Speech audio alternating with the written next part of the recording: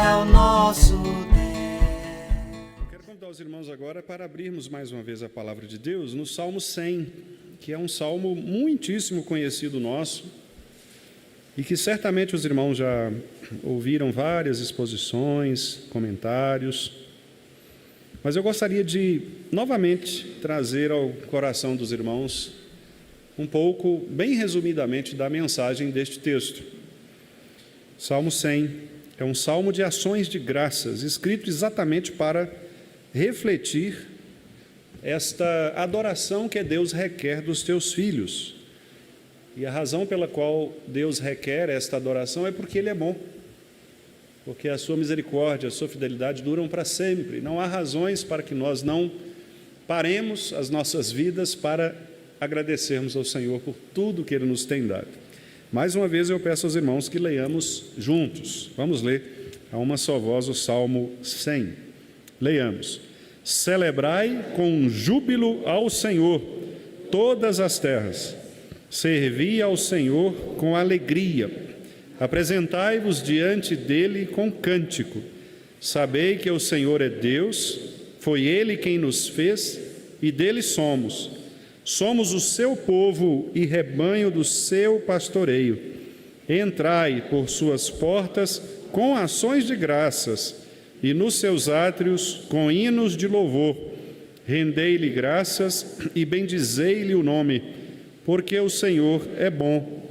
A sua misericórdia dura para sempre e de geração em geração a sua fidelidade. Meus irmãos, o Dia de Ação de Graças teve um significado bastante relevante quando instituído, especialmente nos Estados Unidos, e a motivação daqueles nossos irmãos puritanos, ou herdeiros dos puritanos, para sermos mais precisos com relação à história, né, da igreja, aqueles irmãos nossos que foram influenciados pelos puritanos europeus e que depois vieram para habitar especialmente o nordeste dos Estados Unidos, aquela região que hoje fica Nova York com os seus vários distritos, né? Esses irmãos, eles tinham sempre o costume de se reunirem uma vez a cada ano para agradecerem a Deus em família. Naquela época, né, isso pensando lá no século XVII, século XVIII, mais precisamente, não havia grandes cidades, não havia o que nós temos hoje. Então, eram vilarejos, né, pequenos, de poucas pessoas, famílias, quase que comunidades rurais. Então, você imagina, para a gente tentar pensar num contexto da época, é como se hoje nós tivéssemos, todos nós aqui morássemos num condomínio rural, cada um na sua casa, explorássemos ali o nosso quintal, o nosso sítio, o nosso pomar, nossas galinhas, nossos porcos ali, né, os animaizinhos, as nossas frutas, etc. E trabalhando a vida normalmente nesta lavoura e na terra, nós escolhêssemos um dia do ano para que todos nós juntos agora trouxéssemos dos nossos frutos para juntos cearmos agradecendo ao Senhor pela abundância e pela fartura que Ele concedeu ao longo do ano. Era exatamente este o princípio, era essa a intenção daqueles irmãos. Eles trabalhavam com afinco, com dedicação, durante todo o ano, plantando, vendendo, colhendo, e nesse dia eles então paravam para exatamente agradecer a Deus. E foi então lá no século XVIII que George Washington, na época presidente, resolveu instituir nos Estados Unidos esse chamado Dia de Ação de Graças, ou Thanksgiving Day, né, que é o termo em inglês, que é graças a Deus, o Dia de Ação de Graças, e que depois acabou se espalhando pelo mundo. Obviamente, nós sabemos que nem todos têm a noção exata do que se faz nesse dia. Muitos agradecem por agradecer, ou pensam apenas no Deus como uma divindade qualquer, mas não é o nosso caso, e louvado seja Deus por isso. Nós damos graças a Deus porque nós sabemos quem Deus é, e este é um dos princípios, inclusive, deste salmo. Quando o salmista escreveu o Salmo 100, ele estava nos incitando todos os povos. Isso está muito claro, porque o versículo 1 diz todas as terras. Então, isso não quer dizer que somente nós brasileiros, ou só os americanos, ou os europeus, não, todas as terras, todo ser humano deve glorificar a Deus. deve celebrar. A palavra celebração é exatamente um culto, né? Nós usamos a palavra celebração, talvez para algumas outras cerimônias, mas celebrar é exatamente você trazer para um ambiente de elogio, de louvor, de gratidão. É você colocá-la ali no altar, né? Num altar ou num pedestal, num lugar elevado, aquela pessoa, aquilo que você deseja celebrar. E o salmista diz, olha, não há nenhum outro Deus que nós devamos celebrar como o nosso Deus. Por isso, celebrem com júbilo, alegria, regozijo no coração, todo mundo, todas as terras. E o versículo 2 ele repete, dizendo, olha, sirvam ao Senhor com alegria, entusiasmo, júbilo. Nós presbiterianos, né, especialmente nós reformados, temos um pouco de dificuldade com essa coisa da alegria, né, no culto, especialmente, né, com alegria, com júbilo, porque a gente tem medo das coisas se descambarem para um tipo de emoção produzida por uma força humana, né, do que propriamente por uma verdade da palavra de Deus. Mas, ainda que nós ofereçamos a Deus um culto reverente, e tem que ser assim mesmo, não é? Nós devemos fazer isso com alegria, com júbilo. E alguns irmãos até comentam comigo, pastor, tem horas que a gente vai cantar lá na frente e o pessoal assim está aquela cara de tristeza, que o pessoal cabisbaixo, borocochô, né, irmão Vionel? Borocochô, né? Pessoa ali meio caída, meio... Alegria, né? Alegria, júbilo, porque nós estamos diante do Deus verdadeiro, nós não estamos diante de pessoas. Quando você vai comemorar, celebrar um aniversário, por exemplo, não é? Ninguém fica triste no aniversário, pelo menos não deveria ficar. Se você vai a um aniversário celebrar, você está feliz com a pessoa, com as pessoas que estão junto de você. Assim também é o culto a Deus. Celebrem com alegria, ordem e decência, claro, mas alegria, com entusiasmo, com júbilo. Cantem ao Senhor com júbilo. Sirvam ao Senhor não por constrangimento, pressão, algum tipo de uma pessoa que é coagida, né, a servir. Não, faça isso de todo o coração, com alegria. Então, esse primeiro aspecto aqui dos versículos 1 e 2 mostram exatamente a ação de graça como um ato de adoração. Eu entro na presença de Deus, celebro com júbilo, sirvo ao Senhor, me apresento diante dEle, com cânticos, né? E às vezes as pessoas acham que cântico aqui é só cântico que a gente canta, né? Não, os cânticos aqui, inclusive, eram salmos também, que eram cantados, eram as poesias cantadas pelo povo de Israel, né? Então, os cânticos eram as músicas entoadas, os hinos do inário, os cânticos, composições que nós mesmos podemos fazer, ainda que não sejamos profissionais. Você pode louvar ao Senhor na sua casa, quem sabe ele elaborando um hino de acordo com a sua própria devoção, com júbilo, com alegria. Os versículos 3 e 4 nos dizem que, além disso, a ação de graças também ela surge de um reconhecimento de quem Deus é.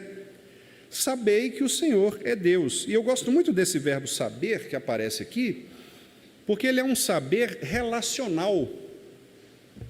Ou seja, você sabe pela experiência, você não sabe pela razão, não é?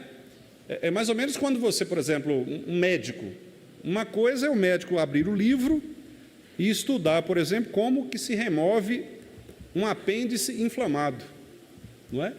Outra coisa é o paciente estar na mesa de cirurgia dele, ele com bisturi na mão, ou então com aquelas alcinhas lá da vídeo, que eu não sei o nome, né? Tentando ali, são coisas muito distintas. Uma coisa é o saber teórico, outra coisa é a prática. O que o salmista diz aqui é: relacionem-se com Deus, saibam quem Ele é, na experiência, porque vocês são povo dEle. Então, a ação de graças, ela implica também saber a quem nós estamos agradecendo, a quem nós estamos adorando. Saibam quem é o Senhor. E quem é o Senhor? Aí o salmista diz, olha, Ele é Criador, foi Ele quem nos fez, né? Ele nos comprou, dele somos, nós pertencemos a Ele, somos o seu povo, vejam os pronomes pessoais, seu povo, de posse, né? Rebanho do seu pastoreio, percebem? Nós somos dele. E aí, com isso, eu entro pelas portas, porque nós pertencemos a Ele, sabemos quem Ele é, entro pelas portas com ações de graça. E aí vem exatamente a terceira questão aqui, que é, a minha ação de graça é um ato de adoração a Deus, celebro com júbilo, é um ato de reconhecimento de quem Deus é, saber que o Senhor é Deus, e, finalmente, também é um ato em resposta à fidelidade de Deus a nós. Porque a abertura do versículo 5 é exatamente uma causa. Por que eu devo entrar nas portas de Deus com ações de graça? Por que eu devo entrar nos seus átrios, que é aquele lugar mais secreto, não é?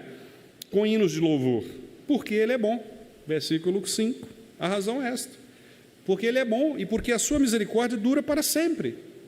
E de geração em geração a sua fidelidade. Então, esta é a razão principal pela qual nós devemos agradecer a Deus, porque Ele é bom. Não fosse a bondade do Senhor, não fosse a misericórdia do Senhor, não fosse a fidelidade do Senhor para conosco, irmãos, o que é que nós seríamos? Não é verdade? Se a própria palavra diz que as misericórdias são a causa de nós não sermos consumidos, então estaríamos consumidos. Se a própria palavra diz que se nós não tivéssemos Deus nos sustentando, nós morreríamos, claro, porque se dependesse de nós, estávamos perdidos, mas Ele é fiel para manter a sua promessa. Aquele que começou a boa obra há de completá-la até o dia de Cristo Jesus, não é?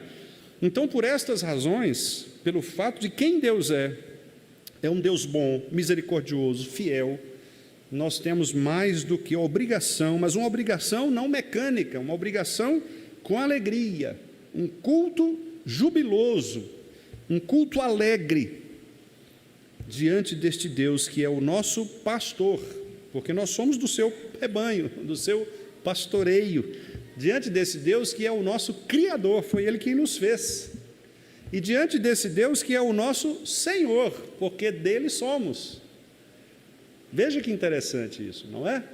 Então nós somos do Senhor, fomos criados por Ele, pertencemos a Ele, somos trazidos para esse grupo de pessoas, esse rebanho que é do Senhor. Então, o que nós devemos fazer? Entrem pelas portas, entrem na presença do Senhor. Como? Com ações de graças. Então, repare, irmãos, este é o grande apelo do salmista no Salmo 100, para que nós possamos, de fato, jubilar, entrar com alegria. Apenas uma observação que eu me lembrei aqui, interessante a respeito disso, que é entrar pelas portas com júbilo, né? Esta é uma referência também às próprias entradas triunfais que se fazia naquela época. Geralmente os reis, quando eles conquistavam determinado território, pelas guerras, né? Quando eles venciam, eles entravam com as carruagens e tal, e tinha todo um processo de... Tanto que Jesus, os irmãos vão se lembrar, quando ele entra em Jerusalém, montado sobre o jumentinho, né? E eles o criticam, quer dizer, porque exatamente, quer dizer, não era o rei que eles esperavam, não, o rei no jumento, podia arrumar pelo menos um manga larga, né? Um cavalinho melhor, mas jumento. Quer dizer, porque na cabeça deles, o júbilo, né? Aquela festa de celebração, deveria ser assim, entrando pelas portas com toda esta grandiosidade, né?